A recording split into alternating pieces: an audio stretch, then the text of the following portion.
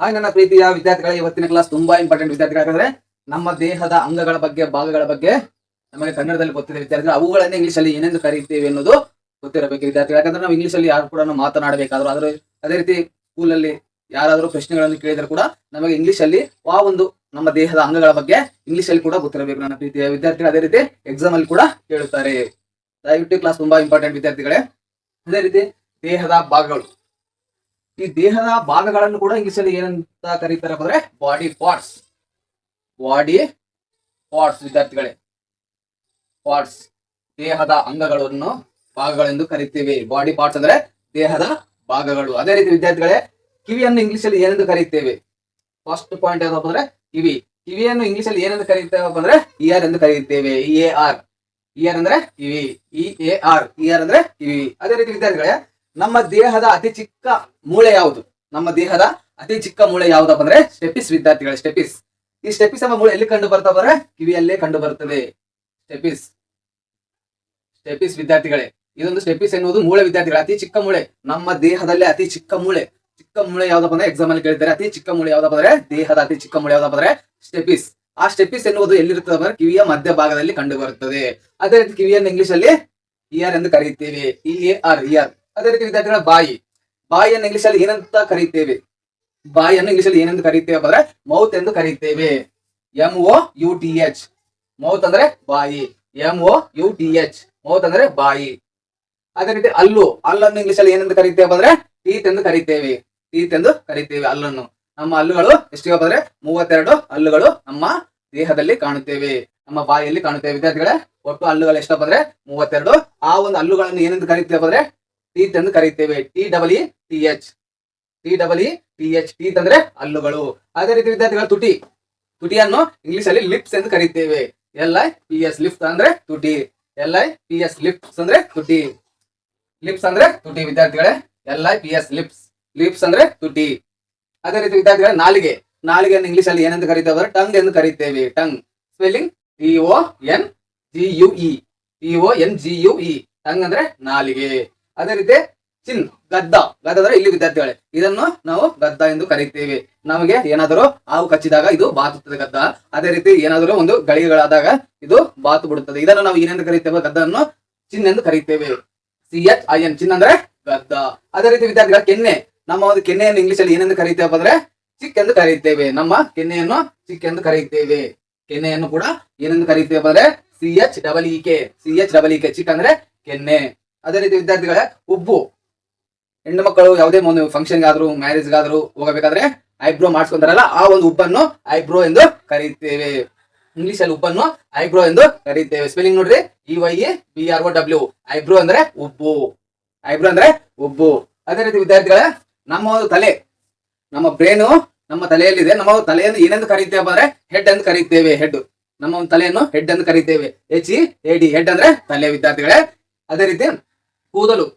ಕೂದಲು ವಿದ್ಯಾರ್ಥಿಗಳೇ, ನಮ್ಮ ಒಂದು ಕೂದಲನ್ನು ಏನೆಂದು ಕರೀತೇವೆ ಅಂದ್ರೆ ಹೇರ್ ಎಂದು ಕರೀತೇವೆ ಇಂಗ್ಲಿಷ್ ಅಲ್ಲಿ. ಹೇರ್, HAIR, ಹೇರ್ ಅಂದ್ರೆ ಕೂದಲು. ಅದೇ ರೀತಿ ಮುಖವನ್ನು, ನಮ್ಮ ಒಂದು ಮುಖವನ್ನು ಏನೆಂದು ಕರೀತೇವೆ ಅಂದ್ರೆ ಫೇಸ್ ಎಂದು ಕರೀತೇವೆ. ನಮ್ಮ ಒಂದು ಮುಖವನ್ನು ಏನೆಂದು ಕರೀತೇವೆ ಇಂಗ್ಲಿಷ್ ಅಲ್ಲಿ ಅಂದ್ರೆ ಫೇಸ್ ಎಂದು ಕರೀತೇವೆ. ಫೇಸ್ ಸ್ಪೆಲ್ಲಿಂಗ್ FACE, ಫೇಸ್ ಅಂದ್ರೆ ಮುಖ. FACE, ಫೇಸ್ ಅಂದ್ರೆ ಮುಖ ವಿದ್ಯಾರ್ಥಿಗಳೇ. ಅದೇ ರೀತಿ ಕುತ್ತಿಗೆ. ನಮ್ಮ ಒಂದು ಕುತ್ತಿಗೆಯನ್ನು ಏನೆಂದು ಕರೀತೇವೆ ಅಂದ್ರೆ ನೆಕ್ ಎಂದು ಕರೀತೇವೆ. NECK, ನೆಕ್ ಅಂದ್ರೆ ಕುತ್ತಿಗೆ. ಅದೇ ರೀತಿ ವಿದ್ಯಾರ್ಥಿಗಳೇ ಶೋಲ್ಡರ್. ನಮ್ಮ ಒಂದು ಭುಜಗಳನ್ನು ಇಂಗ್ಲಿಷ್ ಅಲ್ಲಿ ಏನೆಂದು ಕರೀತೇವೆ ಅಂದ್ರೆ ಶೋಲ್ಡರ್. ಶೋಲ್ಡರ್ ವಿದ್ಯಾರ್ಥಿಗಳೇ, ನಮ್ಮ ಒಂದು ಭುಜಗಳನ್ನು ಇಂಗ್ಲಿಷ್ ಅಲ್ಲಿ ಶೋಲ್ಡರ್ ಎಂದು ಕರೀತೇವೆ. ಶೋಲ್ಡರ್ ಸ್ಪೆಲ್ಲಿಂಗ್ ನೋಡ್ರಿ, SHOULDER, ಶೋಲ್ಡರ್ ಅಂದ್ರೆ ಭುಜ ವಿದ್ಯಾರ್ಥಿಗಳೇ. ಭುಜವನ್ನು ಶೋಲ್ಡರ್ ಎಂದು ಕರೀತೇವೆ. SHOULDER, ಶೋಲ್ಡರ್ ಅಂದ್ರೆ ಭುಜ. ಅದೇ ರೀತಿ ಎದೆ. ನಮ್ಮ ಒಂದು ಎದೆಯನ್ನು ಚೆಸ್ಟ್ ಎಂದು ಕರೀತೇವೆ.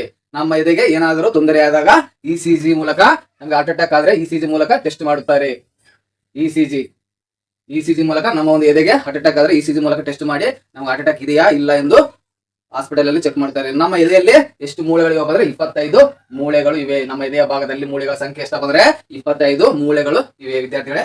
ಬೋನ್ಸ್ ಎಷ್ಟಿವೆ ಅಂದ್ರೆ 25 ಬೋನ್ಸ್ ಇನ್ ಚೆಸ್ಟ್. ಅದೇ ರೀತಿ ವಿದ್ಯಾರ್ಥಿಗಳೇ, ಅದೇ ರೀತಿ ಈ ಎದೆಯನ್ನು CHEST, ಚೆಸ್ಟ್ ಎಂದು ಕರೀತೇವೆ ಎದೆಯನ್ನು. ಅದೇ ರೀತಿ ವಿದ್ಯಾರ್ಥಿಗಳು ECG ಅಂದ್ರೆ ಏನಪ್ಪ ಅಂದ್ರೆ ಫುಲ್ ಫಾರ್ಮ್ ಕೂಡ ಗೊತ್ತಿರಬೇಕು. ಎಲೆಕ್ಟ್ರೋ ಕಾರ್ಡಿಯೋಗ್ರಾಫ್ ಅಥವಾ ಗ್ರಾಮ್ ಎಂದು ಕೂಡ ಕರೀತೇವೆ. ಅದೇ ರೀತಿ ವಿದ್ಯಾರ್ಥಿಗಳೇ ಎದೆಯನ್ನು ಚೆಸ್ಟ್ ಎಂದು ಕರೀತೀವಿ. ಅದೇ ರೀತಿ ತೋಳನ್ನು, ನಮ್ಮ ಒಂದು ತೋಳನ್ನು ಏನೆಂದು ಕರೀತೇವೆ ಅಂದ್ರೆ ಆರ್ಮ್ ಎಂದು ಕರೀತೇವೆ. ಆರ್ಮ್, ನಮ್ಮ ಒಂದು ತೋಳನ್ನು ಆರ್ಮ್ ಎಂದು ಕರೀತೇವೆ. ARM, ಆರ್ಮ್ ಅಂದ್ರೆ ತೋಳು. ಅದೇ ರೀತಿ ವಿದ್ಯಾರ್ಥಿಗಳೇ, ನಮ್ಮ ಒಂದು ಹೊಟ್ಟೆಯನ್ನು, ನಾವು ತಿನ್ನುವಂತ ಆಹಾರ ಎಲ್ಲಿಗೆ ಹೋಗುತ್ತೆ ಬಂದ್ರೆ ನಮ್ಮ ಹೊಟ್ಟೆಯೊಳಗೆ ಹೋಗುತ್ತೆ. ನಮ್ಮ ಹೊಟ್ಟೆಯನ್ನು ಏನೆಂದು ಕರೀತೇವೆ ಇಂಗ್ಲಿಷ್ ಅಲ್ಲಿ ನಮಗೆ ಗೊತ್ತಿರಬೇಕು ವಿದ್ಯಾರ್ಥಿಗಳೇ. ಅದೇ ರೀತಿ ಹೊಟ್ಟೆಯನ್ನು ಸ್ಟಮಕ್ ಎಂದು ಕರೀತೇವೆ. STOMACH, ಸ್ಟಮಕ್ ಅಂದ್ರೆ ಹೊಟ್ಟೆ. STOMACH, ಸ್ಟಮಕ್ ಅಂದ್ರೆ ಹೊಟ್ಟೆ. ಅದೇ ರೀತಿ ವಿದ್ಯಾರ್ಥಿಗಳೇ, ಸೊಂಟ, ನಮ್ಮ ಒಂದು ಸೊಂಟವನ್ನು ಇಂಗ್ಲಿಷ್ ಅಲ್ಲಿ ಏನೆಂದು ಕರೀತೇವೆ ಅಂದ್ರೆ ಹಿಪ್ ಎಂದು ಕರೀತೇವೆ. HIP, ಹಿಪ್ ಅಂದ್ರೆ ಸೊಂಟ. HIP, ಹಿಪ್ ಅಂದ್ರೆ ಸೊಂಟ. ಇವೆಲ್ಲ ಗೊತ್ತಿರಬೇಕು ವಿದ್ಯಾರ್ಥಿಗಳೇ. ಇವೆಲ್ಲ ತುಂಬಾ ಇಂಪಾರ್ಟೆಂಟ್. ಎಕ್ಸಾಮ್ ಅಲ್ಲಿ 1ನೇ ತರಗತಿಲಿಂದ ನೀನು PEC, PSI, SDA, FDA collector ಆದ್ರೂ ಕೂಡ ಇವೆಲ್ಲ ಭಾಗಗಳು ಗೊತ್ತಿರಬೇಕು. ಅದೇ ರೀತಿ ವಿದ್ಯಾರ್ಥಿಗಳೇ, ಸೊಂಟವನ್ನು ಹಿಪ್, HIP, ಹಿಪ್ ಅಂದ್ರೆ ಸೊಂಟ. ಅದೇ ರೀತಿ ವಿದ್ಯಾರ್ಥಿಗಳೇ, ತೊಡೆಯನ್ನು ಇಂಗ್ಲಿಷ್ ಅಲ್ಲಿ ತೈ ಎಂದು ಕರೀತೇವೆ. ತೊಡೆಯನ್ನು ತೈ ಎಂದು ಕರೀತೇವೆ. ನಮ್ಮ ತೊಡೆಗಳನ್ನು ತೈ ಎಂದು ಕರೀತೇವೆ. ತೈ ಸ್ಪೆಲ್ಲಿಂಗ್ THIGH, ತೈ ಅಂದ್ರೆ ತೊಡೆ. ಅದೇ ರೀತಿ ವಿದ್ಯಾರ್ಥಿಗಳೇ, ಕಾಲನ್ನು ಇಂಗ್ಲಿಷ್ ಅಲ್ಲಿ ಲೆಗ್ ಎಂದು ಕರೀತೇವೆ. LEG, ಲೆಗ್ ಅಂದ್ರೆ ಕಾಲು. LEG, ಲೆಗ್ ಅಂದ್ರೆ ಕಾಲು. LEG, ಲೆಗ್ ಅಂದ್ರೆ ಕಾಲು ವಿದ್ಯಾರ್ಥಿಗಳೇ. ಅದೇ ರೀತಿ ನಮ್ಮ ದೇಹದಲ್ಲಿ ಅತಿ ದೊಡ್ಡ ಮೂಳೆ ಯಾವುದು? ಕಾಮೆಂಟ್ ಮಾಡಿ ವಿದ್ಯಾರ್ಥಿಗಳೇ. ನಮ್ಮ ದೇಹದಲ್ಲಿ ಅತಿ ದೊಡ್ಡ ಮೂಳೆ ಯಾವ್ದಪ್ಪ ಅಂದ್ರೆ ಫೀಮರ್ ವಿದ್ಯಾರ್ಥಿಗಳೇ. ಫೀಮರ್. ನಮ್ಮ ದೇಹದಲ್ಲಿ ಅತಿ ಉದ್ದವಾದ ಮೂಳೆ ಯಾವ್ದಪ್ಪ ಅಂದ್ರೆ ಫೀಮರ್ ವಿದ್ಯಾರ್ಥಿಗಳೇ. ಫೀಮರ್. ಈ ಫೀಮರ್ ಎಂಬ ಮೂಳೆ ಎಲ್ಲಿ ಕಂಡು ಬರ್ತಾ ಅಂದ್ರೆ ನಮ್ಮ ತೊಡೆಯಲ್ಲಿ ಕಂಡು ಬರುತ್ತದೆ. ಕೈಯಲ್ಲಿ ಕಂಡು ಬರುತ್ತದೆ. ಅತಿ ದೊಡ್ಡ ಮೂಳೆ ಯಾವ್ದಪ್ಪ ಅಂದ್ರೆ ಫೀಮರ್ ವಿದ್ಯಾರ್ಥಿಗಳೇ. ಅತಿ ಚಿಕ್ಕ ಮೂಳೆ ಯಾವ್ದಪ್ಪ ಅಂದ್ರೆ ಸ್ಟೆಪಿಸ್, ಕಿವಿಯಲ್ಲಿ ಕಂಡು ಬರುತ್ತದೆ. ಅದೇ ರೀತಿ ನನ್ನ ಪ್ರೀತಿಯ ವಿದ್ಯಾರ್ಥಿಗಳೇ, ಕೈಯನ್ನು ಇಂಗ್ಲಿಷ್ ಅಲ್ಲಿ ಏನೆಂದು ಕರೀತೇವೆ ಅಂದ್ರೆ ಹ್ಯಾಂಡ್ ಎಂದು ಕರೀತೇವೆ. HAND, ಹ್ಯಾಂಡ್ ಅಂದ್ರೆ ಕೈ. ಅದೇ ರೀತಿ ಪಾದವನ್ನು ಫೂಟ್ ಎಂದು ಕರೀತೇವೆ. FOOT, ಫೂಟ್ ಅಂದ್ರೆ ಪಾದ. ಅದೇ ರೀತಿ ವಿದ್ಯಾರ್ಥಿಗಳೇ, ಹಿಮ್ಮುಡಿ ಅಂದ್ರೆ ಹೀಲ್ ವಿದ್ಯಾರ್ಥಿಗಳೇ. HEEL, ಹೀಲ್ ಅಂದ್ರೆ ಹಿಮ್ಮುಡಿ ವಿದ್ಯಾರ್ಥಿ. ಹೆಬ್ಬೆಟ್ಟು, ನಮ್ಮ ಕಾಲಿನ ಒಂದು ಹೆಬ್ಬೆಟ್ಟನ್ನು ಟೋಯ್ ಎಂದು ಕರೀತೇವೆ. TOE, ಟೋಯ್ ಅಂದ್ರೆ ಹೆಬ್ಬೆಟ್ಟು. ಇವೆಲ್ಲ ತುಂಬಾ ಇಂಪಾರ್ಟೆಂಟ್ ವಿದ್ಯಾರ್ಥಿಗಳೇ. ನಮ್ಮ ಬಾಡಿಯ ದೇಹದ ಅಂಗಗಳ ಬಗ್ಗೆ ಇಂಗ್ಲಿಷ್ ಅಲ್ಲಿ ಕೂಡ ಏನೆಂದು ಕರೆಯುತ್ತೇವೆ ಎನ್ನುವುದು ಎಲ್ಲರಿಗೂ, ಪ್ರತಿಯೊಬ್ಬರಿಗೂ ಗೊತ್ತಿರಬೇಕಾದ ಅಂಶ ವಿದ್ಯಾರ್ಥಿಗಳೇ. ಚಿಕ್ಕ ಮಕ್ಕಳಿಂದ ದೊಡ್ಡ ಮಕ್ಕಳಿಗೆ ಕೂಡ, ಆದರೂ ಕೂಡ ಎಲ್ಲರಿಗೂ, ಸಮಾಜದಲ್ಲಿ ವಾಸಿಸುವ ಎಲ್ಲಾ ಜನರಿಗೂ ಕೂಡ ಗೊತ್ತಿರಬೇಕಾದ ಅಂಶಗಳು ವಿದ್ಯಾರ್ಥಿಗಳೇ. ಮತ್ತೊಮ್ಮೆ ಹೇಳ್ತೀವಿ, ಚೆನ್ನಾಗಿ ನನ್ನ ಪ್ರೀತಿಯ ವಿದ್ಯಾರ್ಥಿಗಳೇ. ಅದೇ ರೀತಿ ದೇಹದ ಭಾಗಗಳು, ಬಾಡಿ ಪಾರ್ಟ್ಸ್. ಕಿವಿಯನ್ನು ಇಯರ್ ಎಂದು ಕರೀತೇವೆ. ಬಾಯಿಯನ್ನು ಮೌತ್ ಎಂದು ಕರೀತೇವೆ. ಹಲ್ಲನ್ನು ಟೀತ್ ಎಂದು ಕರೀತೇವೆ. ತುಟಿ ಲಿಪ್ಸ್. ನಾಲಿಗೆ ಟಂಗ್. ಗದ್ದ ಚಿನ್. ಕೆನ್ನೆ ಸಿಪ್. ಉಬ್ಬು ಐಬ್ರೋ. ತಲೆ ಹೆಡ್. ಕೂದಲು ಹೇರ್. ಮುಖ ಫೇಸ್. ಕುತ್ತಿಗೆ ನೆಕ್. ಭುಜ ಶೋಲ್ಡರ್. ಎದೆ ಚೆಸ್ಟ್. ತೋಳು ಆರ್ಮ್. ಹೊಟ್ಟೆ ಸ್ಟಮಕ್. ಅದೇ ರೀತಿ ಸೊಂಟ ಹಿಪ್. ಅದೇ ರೀತಿ ತೊಡೆ ತೈ. ಕಾಲು ಲೆಗ್. ಕೈ ಹ್ಯಾಂಡ್. ಪಾದ ಫೂಟ್. ಹಿಮ್ಮುಡಿ ಹೀಲ್. ಹೆಬ್ಬೆಟ್ಟು ಟೋಯ್. ಇವೆಲ್ಲ ಇಂಗ್ಲಿಷ್ ಅಲ್ಲಿ ಕೂಡ ನಮ್ಮ ಬಾಡಿಯ ನಮ್ಮ ಒಂದು ದೇಹದ ಅಂಗಗಳು ಇಂಗ್ಲಿಷ್ ಅಲ್ಲಿ ಕೂಡ ಪ್ರತಿಯೊಬ್ಬರಿಗೂ ಗೊತ್ತಿರಬೇಕು ವಿದ್ಯಾರ್ಥಿಗಳೇ. ತುಂಬಾ ಇಂಪಾರ್ಟೆಂಟ್ ವಿದ್ಯಾರ್ಥಿ. ದಯವಿಟ್ಟು ಇವುಗಳನ್ನು ಒಂದು ನೋಟ್ಸ್ ಮಾಡಿ ಬರೆದಿಟ್ಕೊಳ್ಳಿ ವಿದ್ಯಾರ್ಥಿಗಳೇ. ಅದೇ ರೀತಿ ಈ ಒಂದು ಕ್ಲಾಸ್ ಇಷ್ಟವಾದ್ರೆ ದಯವಿಟ್ಟು ಒಂದು ಲೈಕ್ ಮಾಡಿ ವಿದ್ಯಾರ್ಥಿಗಳೇ. ತಪ್ಪದೇ ಶೇರ್ ಮಾಡಿ ವಿದ್ಯಾರ್ಥಿಗಳೇ. ಈ ಒಂದು ಇನ್ಫಾರ್ಮೇಶನ್ ಎಲ್ಲರಿಗೂ ಕೂಡ ತಲುಪಬೇಕು ವಿದ್ಯಾರ್ಥಿಗಳೇ. ಇಲ್ಲಿಗೆ ಈ ವಿಡಿಯೋ ಮುಕ್ತಾಯವಾಗುತ್ತೆ ನನ್ನ ಪ್ರೀತಿಯ ವಿದ್ಯಾರ್ಥಿಗಳೇ.